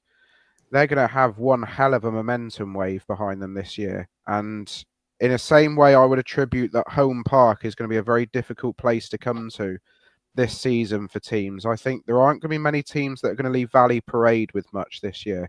That place is going to be full and rocking throughout the course of the season. They spent so long trying to get back into League One. They've now finally done it. I don't think they're going to squander their opportunity. Sam, very quickly, before we come on to the Argyle thoughts and final predictions, just not necessarily your opinion on the Romain Barrel things. We've already touched on it. Dale Taylor links today from our good friend and highly respected journalist, Alan Nixon. Where do you stand on Dale Taylor and potential interest to come to Home Park? Relatively positive. I think, as we all know, expectations have dropped a little bit when we were kind of hoping for Charlie Kelman and Nathan Galbraith qualities of signing Ethan Errahon, people like that. But you know what? 11 goals, 8 assists, not far off getting the famed double-double, as our friends, not the Top 20 pod, are fond of saying. Not many get that. With John not being on tonight, someone had to have a dig at George and Ali and their mannerisms and their ways of speaking, so I've taken on the mantle. I think it'd be pretty good. I think if you said to me with my expectations of how we would be spending in May that he was going to come in and be our number 9 and be our main striker, I'd have been a bit, could we get something a bit better? But you know what? Good number of goals, decent number of assists in a team that wasn't particularly great, young. I think we could do a lot worse. I'd be pretty happy if we could get him in. Obviously, time will tell, and as Bartley quite rightly asked, has Nixon ever got anything right regarding Argyle? There've been a few. There's few darts do fall out of the board, but one or two do manage to find the trouble. I think Nixon, as I was saying to Graham the other night, funny enough, it's all about who he knows, and he has contacts with certain people rather than certain clubs. and he's very in with certain agencies. There's one, but if you look at what he gets right, it's one particular football agency who he clearly has a lot of connections at. But outside of that agency and outside of his contacts in the sport, I don't think he knows so much. He probably got most of his Argyle stuff right between mid 2019 and late 2024. I can't think who could possibly have left around that time. I was just going to say there was quite a lot of eyes and green ticks given to stories, certainly during Ryan Lowe's tenure as Argyle boss. I'm not trying to square a circle here, but it was quite evident that something was being fed there, wasn't it? Yeah, for sure. And then look, and I'm saying it in a bit of a cheeky way, but football clubs do leak stuff all the time to friendly journalists. That's the way the sport operates to a very large extent. And it's done so because there's stuff they want to get out there that they can't say for PR reasons and for politeness and whatever. So like it or loathe it, probably the vast majority of clubs do it. Argyle brief stuff, when Chris Errington hears from a reliable source or someone else, from the local media says they've been told from sources close to home park, it's come from someone at the executive level at Argyle. So it does happen, but I think with Alan Nixon, I'm going to stick up for him a little bit here. I know we get a bit of a rough ride and people take the mickey a little bit, but he does clearly know some people without a doubt. I think where he falls a little bit short is where people ask him questions on stuff that he clearly doesn't know about, and he gives quite a vague, generic answer. But when he actually volunteers the information, he has a reasonably good track record, is my view on him. Right. Here we go. Let's get to the big question of the night then. Now, before we say this, there will be on Sam, or somebody might be able to correct this, I believe Thursday, Aaron is going to be tweeting out our 1 to 24 predictions. Lord only knows why I've agreed to do one of these. I've never done one in my life. But we will be releasing our 1 to 24 predictions where we're going to try and get every position in the league right. I think I ended up only getting about 7 correct scores right throughout the course of last season, so I don't expect much here. So that's a little bit of a caveat to what we're about to do. But Graham Clark, where will Plymouth Argyle finish in League One this season? Well, it obviously depends on our transfer incomings before the window in the January window.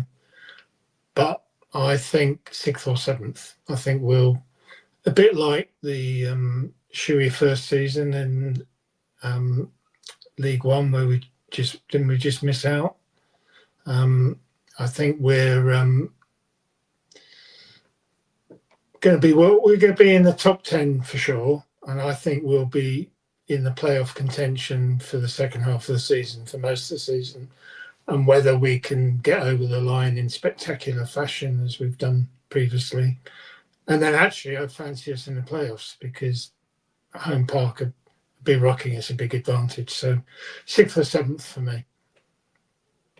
Richard Sloman, Sam, says, pleasure to meet you on Friday. It was a shame about the lack of soap in the dispensers. Can you elaborate? Yeah, I'll briefly elaborate. I had a very lovely evening at Home Park on Friday night with Graham and some others. He invited me to join the quiz team for Pasotti. And I met several people who I knew by name but not by face, Richard being one of them. And I had a brief conversation with him. And as much as it was a very good event, the soap dispensers were not working terribly well in the gents' toilets. It's the only slight mark on that one. But otherwise, it was a lovely evening.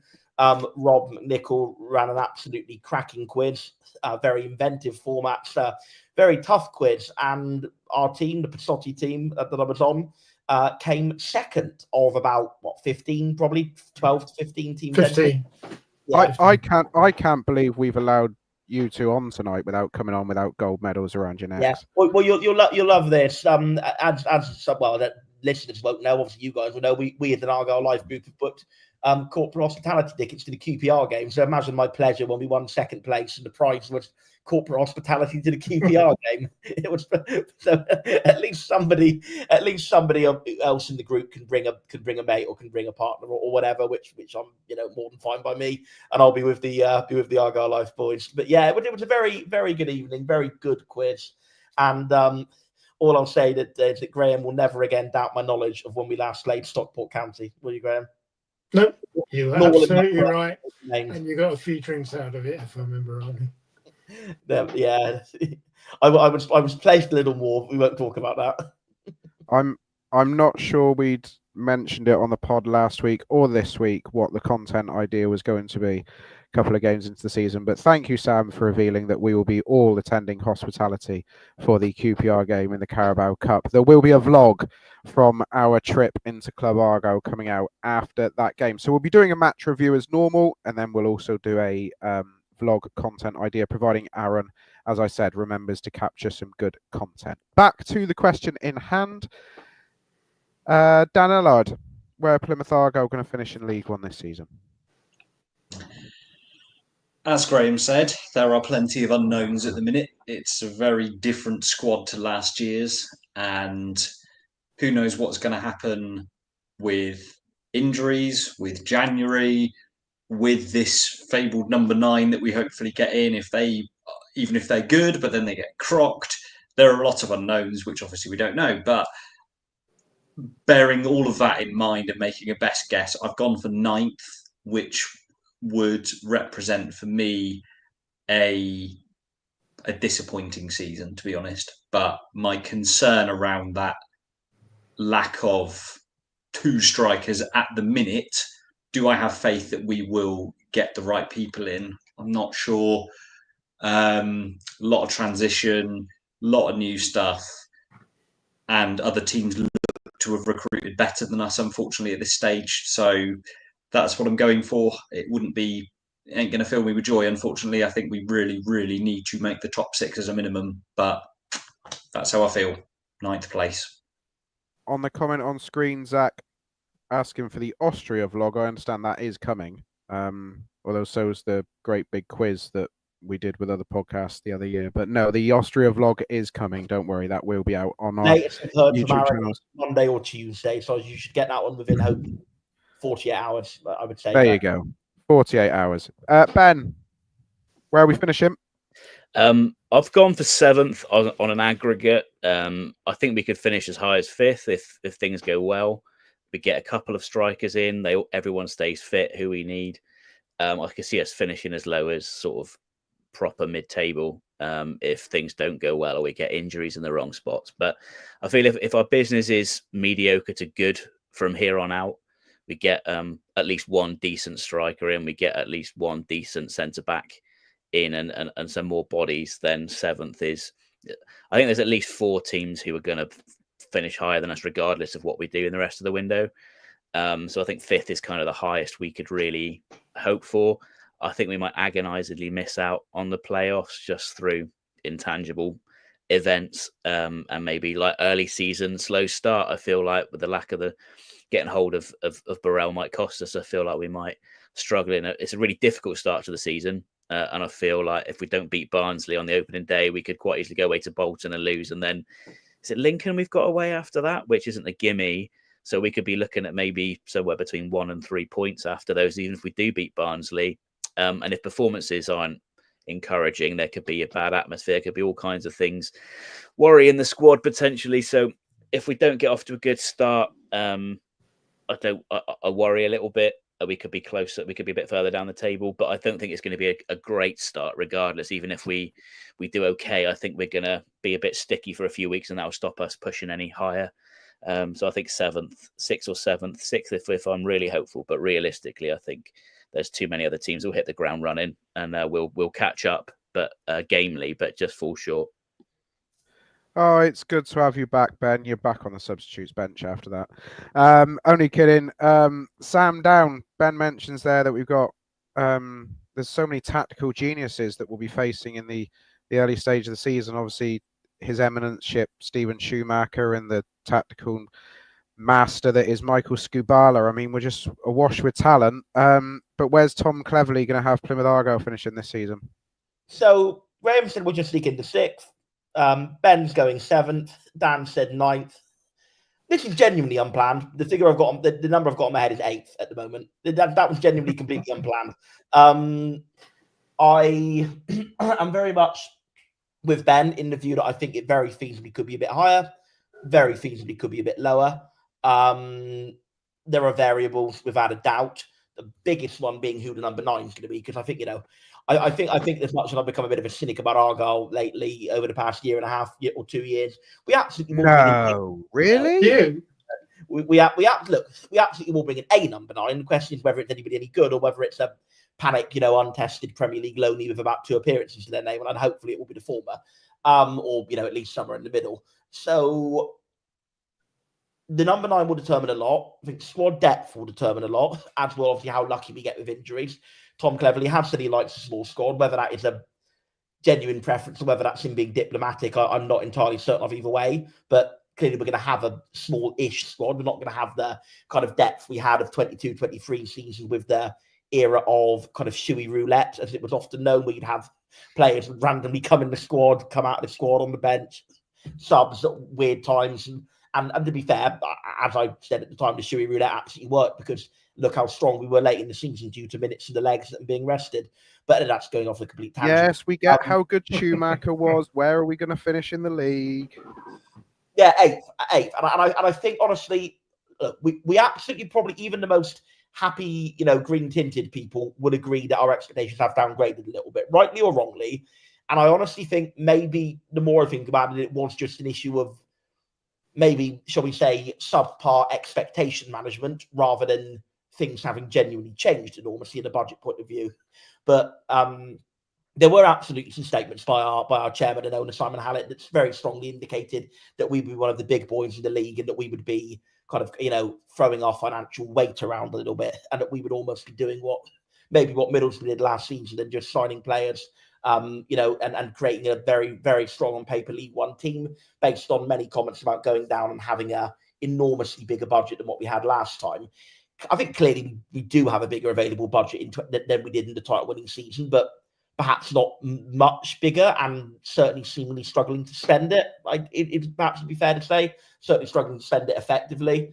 So I honestly think we're in a position where the squad is not a great deal stronger than it was at the start of the 22-23 season. Now, I'm sure someone will say, well, hang on a minute, we won the title that season, so that's a good thing, but we should never have, in theory, won the title with that squad. And again, I know people always joke and point and laugh about how much I got about Schumacher, but the reason I do is the fact that we won the title with what was on paper an upper mid-table squad is a blooming miracle, and it won't ever happen again. It's my take. I mean, it might happen again, but it was a statistically extraordinary season.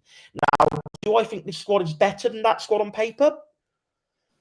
Possibly, yes, but not by a huge amount. And also, it was far less pre-unified than that squad. So I think Graham's point of it could be like the 21-22 season where you get the squad together and then next season it really starts cooking. Possibly. I can kind of see that happening. But I do think that the fact it's not that great a squad, it's not a terrible squad, it's not that great a squad, and also it's only just getting to know each other, it's a team of strangers, all of that malarkey. I think we would do very well if we get top 6, and top 2 is not even on my radar. Being brutally honest, I'm with Ben on that. And I'm going to make a very big statement that I want everyone in the comments to hold me to. Everyone's heard me say it in private pod chats, well, possibly not Graham. With the state of the squad it's in at the minute, how stretched it is in certain areas, how little we've spent relative to sales. If Tom Cleverley gets his squad top 2, Don't say it. It will be as extraordinary an achievement, if not more so, than what Schumacher did in 22-23. If he gets his squad top 2, it will be just as extraordinary an achievement as what Schumacher did. I wish I'd just muted him before he started. But I have created a marker. I have created a marker. Aaron can just very quickly, Graham. Aaron can watch this back, even if he only watches back from 1 hour 32 minutes onwards. Aaron, there is a TikTok for you, and we'll get it to go viral. Go on, Graham. Sam, just 2 things on our first League One season. And when you say the budget, definitely League One season because the first one was in COVID. But yes, go on. Yeah, but when you say the budget, do you mean the playing budget or the transfer budget? Because the playing budget is most definitely significantly more than it was last time we were in League One. Definitely. Fair enough. I guess a lot of that is players who've gone down on big wages, though. So in terms of the actual, shall we say, available spend budget, I think it is still bigger, but perhaps not so substantially bigger. Is maybe what I'd say there. But it is a top 6 playing budget, because under the salary cap management protocol, you can only spend 60% of your turnover on playing wages, including agents' fees. And there's only two other teams that are comparable, and that's Huddersfield and Bolton in terms of turnover.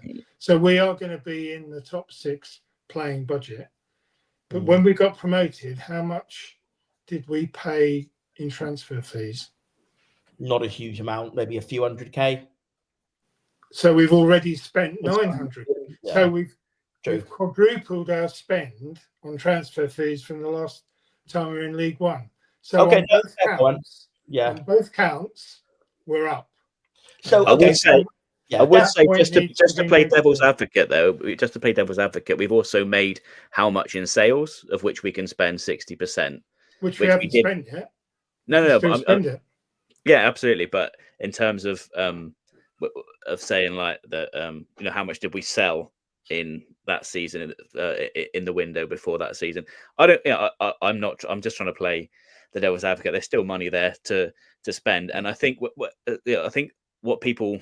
I think people maybe misinterpreted, or maybe Hallett was being disingenuous, maybe a bit of both, that by saying top 6 budget, we thought that's going to mean transfer fees, and that's not necessarily what it means. It means we can pay a decent squad, we can attract players and pay them, and also maybe misinterpreting what we thought as top 6 budget really means. We're maybe looking at Luton, Bolton, Huddersfield, and thinking that's what that's top Cardiff. 3. Top 6 is Cardiff. actually quite different to Cardiff, but the bottom 2 teams in that 6 can be considerably lower and still be better than the rest of the league. So I think maybe our interpretation of that, I think it was intentionally, if I'm being honest, I think it might have been slightly intentionally disingenuous to sort of keep fans on side. But I also think that Bartley said we've got an 8 million TV black hole that needs to be covered. That's true, but we've also got a massive turnover of squad and lower wages. I sit right in the middle of this argument. I feel like there is money that's available, I suspect, if we need it. And I also think that whether it was intentional or accidental, with the massive turnover that we've had, it's not a bad idea to keep some money till January or even next year, because as we've just said earlier in the program, not all your signings come off, no matter what you spend on them. And we've got such a big turnover that some of these signings won't work out. And if we go out and spend all the money and some of them don't work out, we're stuck. Whereas if we go out and we take some risks, and then in January or even next summer, we've identified who's worked, who's paid off, who's all of a sudden excelled what we paid for them, who hasn't worked out, then we can spend that money if we hold it in reserve. And plug the hole. So it's actually, whether that was intentional or accidental, not a bad strategy. I think a lot of people's discontent has come from the interpretation of that top 6 budget. And I think if that had been a little bit clearer, perhaps, of what exactly the figures of that top 6 budget would look like, or be specified that it was going to be sort of representative of outgoings as well as incomings and etc. I think that maybe some people wouldn't have got quite so carried away with what they were expecting. I think that's very fair. So just to wrap up my view on this, because I know that we want to close off the pod and maybe one or two other questions as well. Yes. I'll try to be quick-ish. I don't think it was actually. I don't think it was intentionally disingenuous. I'm going to be more charitable than Ben there, in the sense that I feel that it's one of the bless him. How can I put this? Hallett quotes that have maybe just come back to bite him and been clipped up a little bit. Same with like the infamous "when we go down" misspeak, which was meant to be "if we go down," and the infamous Talk Sport interview and the quote about we're a risk-taking club. I think perhaps there are, in the nicest possible way, things he said that he doesn't quite realise how people will clip up and use against him. The one about the yo-yo club is another one that's been repeated over the years, and I think maybe it gave the impression, and like it, maybe it is the case that we genuinely have had to decrease our budget because of maybe other costs in other parts of the football club. Maybe we've had to decrease our budget because the loss of the TV money and solidarity payments have hit us more than we thought they would have done. But honestly, I think to a large extent, this is always going to be the budget, and it was just maybe lack of careful wording, or maybe even just genuinely fans misinterpreting it. Yeah, I think Zach's just nailed it on the head there. He said if it just said I wish they just said it's going to be competitive. That's all they had to say. I think that would have been more. I don't know. Maybe some people would have thought again, the same assumption. Well, that means we're going to compete with Cardiff, Huddersfield, and Luton. But I think that would probably have maybe been a little bit less not inflammatory, but exciting. The more excited. I think competitive would have been good, and I just think that ultimately, whatever the reason behind it is, due to us having that expectation, we can talk to the cows come over about how that expectation happened. Expectations have downgraded slightly. We were joint favourites to win the league. We're now reasonably far out in 4 favourites. A lot of our fans were thinking that we are going to have this, middle League One style season. We're going to go out and just, flout our financial muscle. That's not really happened to the same extent. Yes, Graham, I know that there are still signings coming. We're saving some for January and possibly even saving some for the season after. I get all that completely. But I do think expectations have downgraded slightly. And I think even the most optimistic people will acknowledge that expectations have downgraded slightly. It's just whether it's downgraded from we're going to run away with the league to playoffs, or whether we're going to run away with the league to just outside the playoffs, or if you look at what the really negative people are saying on Twitter, whether we're going to go to even in the bottom half and goodness knows even lower down than that, even down to the relegation zone. To be clear, I don't think we're going to be anywhere near that part of the league. I think we've got too many good players. Something would have to go cataclysmically wrong for us to be anywhere near that part of the league. But I do think mid-table is a possibility if things go belly up, as Ben said. So I do think Tom Cleverley deserves a lot of time, deserves a lot of patience from the fans. It's not going to suddenly click into place from minute one. I mean, it might do, and it would be great if it does, but I don't think it's going to click into place from minute one at all. And yeah, 8th is my prediction. But if you said 5th, I wouldn't be stunned. If you said 12th, I wouldn't be stunned. I probably would be relatively stunned. Anything outside that range is kind of where I'm at. I'm relatively stunned that we finally got to the end of that segment of tonight's show.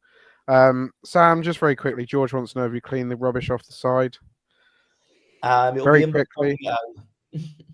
There we go. For what it's worth, I am going to be quick. 5th. That's where we're going to finish in League One this season. Let's rattle through some of your predictions. GT says 6th. Rob says 11th. Bartley, I think as it stands, we look top 10. Obviously, up front was short. Still have concerns at the back. Where are the other predictions? Mark Colwell says, think Argyle will hover around 6th to 10th across the course of the season. Zach Brown has got Argyle finishing 10th. We need that number 9. And another creative spark. He thinks Bolton will win the league. Sam Down will enjoy that. Rob Godfrey says Argyle will finish 10th. Gaz Brownhigh says Argyle will finish 16th. Lewis Knight says Blackpool will win the league. Bolton via the playoffs, and Argyle will be 9th or 10th. Rob Godfrey did say that Huddersfield will win the league. Surprise package will be Bradford, and Argyle will be 10th. Crossroads Podcast has Argyle at 15th. Paul Stiles has Argyle at 8th. Where am I? I have no idea. Says Argyle to finish 3rd in the playoffs. Luton will win the league. Cardiff will be 4th or 5th. Where am I? Cloud Cuckoo Land. Well, it seems that way, doesn't it? Let's go through some of the other ones on here. Simon Hedges says 10th. Monster Green says 7th. I think that's just about everything. Monster Green elaborates saying just lays the foundations for next season, and he also thinks that Huddersfield will win the league by a country mile. Ollie says anything better than 16th I'll be happy with. I think we can all share those sentiments. We've been going an hour and 45 minutes. We've covered everything. No. And Jack Vivian says 10th. We've been going for an hour and 45 minutes. I've covered everything I wanted to cover tonight. Sam Down wants to cover one final item. This better be quick, Sam Down. Stop the clock. I'm going to say all this with the caveat that I wasn't actually at the game yesterday. I couldn't get out of work, so I missed my... Oh, you'll fit in perfectly on our Virtu Trophy match review podcast this season. Yes. Yes. I'm just astonished by all I've heard that there were widespread boos towards Adam Randall at the game yesterday. It won't shock me. Won't shock any of you to hear that. What, Graham? Are you shaking your head? I wouldn't call it widespread boos. No. There was a few murmurs in the crowd occasionally, but no, there wasn't any noticeable adverse. Oh, I don't know. I think the Bristol City fans singing "He left because you're shit," and then our fans responding with "He left because he's shit," and then it seemed pretty ugly to me. I'd say widespread is probably a bit of an exaggeration, but there was quite a lot for my money. Yeah, okay. Again, I wasn't there, and I guess Graham. What part of the ground were you in, Graham? I was in the Lyndhurst, so Which part, like middle? Middle or... of the Lyndhurst, and so Dan was over towards like block 18, weren't you? So maybe it was a bit more of the zoo corner area was doing the booing. So maybe that explains the difference in perception. But I don't know. I do feel it sounded like it was quite ugly in some areas, and honestly, maybe it was just the fact that with it being a friendly, it was so quiet in other areas, nobody was making much other noise, that actually a relatively small number of people booing got heard more than it would do in any other context. I'm perfectly prepared to admit that is a very valid possibility. But even so, this is a player who, by the way, won a title with us, left on good terms, scored some pivotal goals in keeping us up the year after. Never left anything on the pitch in terms of effort. Always worked hard for the club. Always, I think, really loved and enjoyed the privilege of playing for the club. Seemed like a very nice guy to all accounts. Now, yes, look, I know what I'm going to say. He's an opposition player, and when it's an opposition player, that all gets left to the side. And if they get caught up in a scrap or whatever, if they get caught in an off-the-ball incident, you're going to give them a boo like you would any other player. Get that entirely. Get that 100%. You're going to barrack them like you would any other player. But that wasn't just booing like you would any other player, from what I'm hearing. From what I'm hearing, it was pretty targeted and pretty, not maybe by a very small minority, and then maybe it just did get heard a bit more, maybe because it was quiet elsewhere, or depending on what part of the ground you were in. But I don't agree with targeted, sort of virulent booing of that nature towards the player who won the league. With people like Schumacher and Whittaker, who left on bad terms, I'm not going to say I agree with it, but I certainly would say I get it a bit more. With someone who actually left on very good terms, because the club, by the way, negotiated the release clause. We won't go down the release clause rabbit hole, but the club agreed that clause with him. Someone came in and activated that clause. He wanted to play championship football, so we went there. I just don't see why people want to hold that against him. Because we're better now anyway, because we were doing Ibrahim or an upgrade. Well, like, maybe it's pre-season, also maybe not. It's a very big rush to. And even if you do think you're going to be better, surely you should be thanking Randall for leaving, not giving him a bollocking. And the point of view of, he should have stayed and led his boyhood team back up. He has literally already won a title with us. I think a lot of people are talking about what he should have given us, and maybe not a lot of focus on what he already has given us. I remember back in the day with the likes of Freo, Norris, McCormick when he came back at Oxford briefly before a second spell, Coughlin, that when ex-players of that team came back with another club, they got a hero's welcome. And maybe that's too far the other way. Maybe that's a bit too happy clapping for some people's taste, but I certainly don't think they should be targeted and picked out for booing in that way. Comment coming up from Ollie saying Adam Randall pushed for the move. Well, yeah, he pushed for the move to an extent. He wanted to move and he let the club know that, but he had a release clause. It's not like he went on strike or anything of that nature. And David Norris, by the way, and this is absolutely, I hate to dig out David Norris, and he's been on our podcast, and I've chatted to him, and I think he's a great guy, but he openly admitted on our podcast, so I think we can relatively use that as an example. He actually admitted on our podcast that he threatened to refuse to play, and he got a hero's welcome.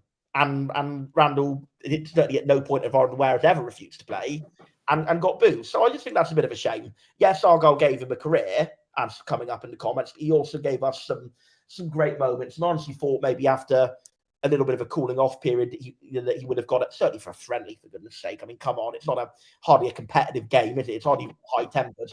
I just thought he could have got a bit of a better reception, and I think that, in my eyes, is a bit of a shame, but everyone will have their own opinion.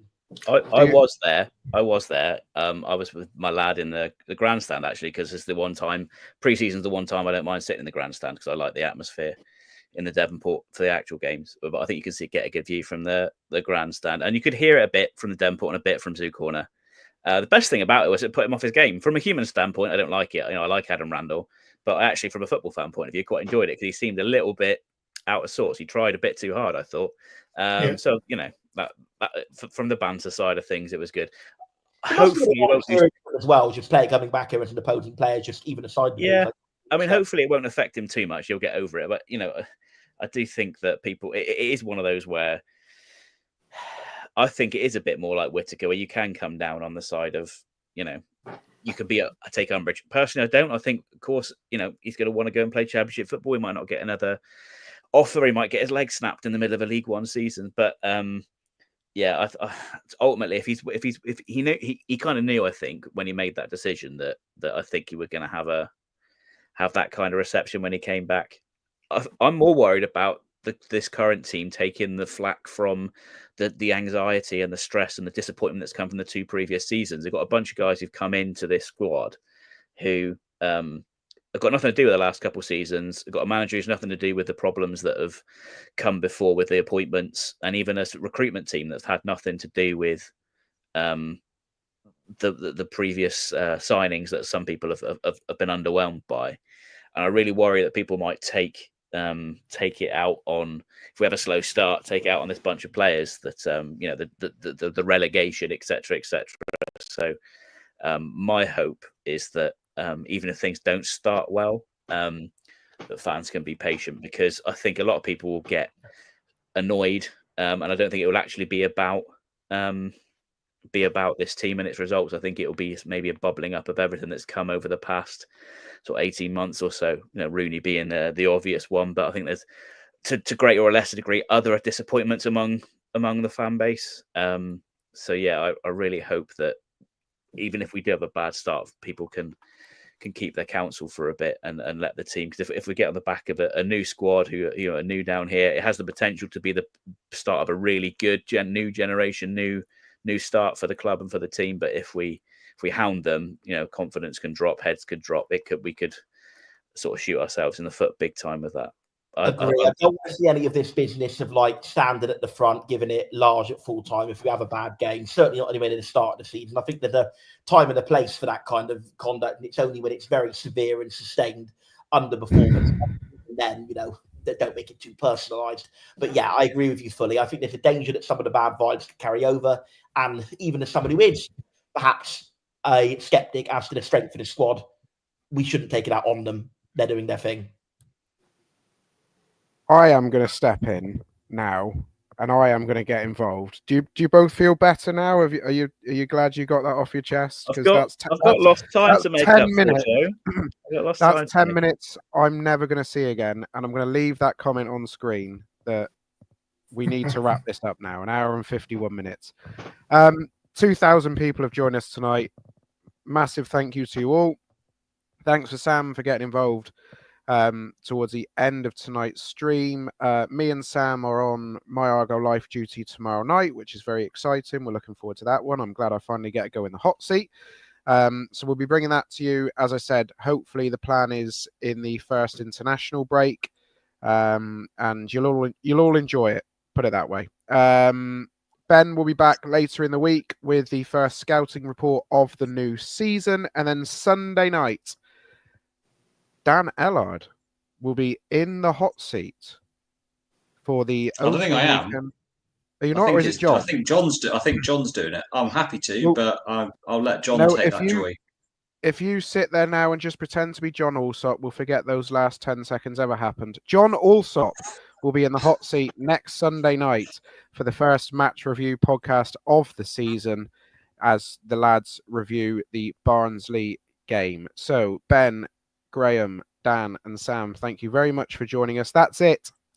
The talking is essentially over, bar finding out just how good Barnsley are at the weekend. It's time for the football to do all the talking. It's time for Tom Cleverley's Plymouth Argyle to take the challenge of League One head on, and they will do so starting next week at Home Park, a sold-out Home Park as Conor Hurahan brings Barnsley to town. From all of us at the Green and White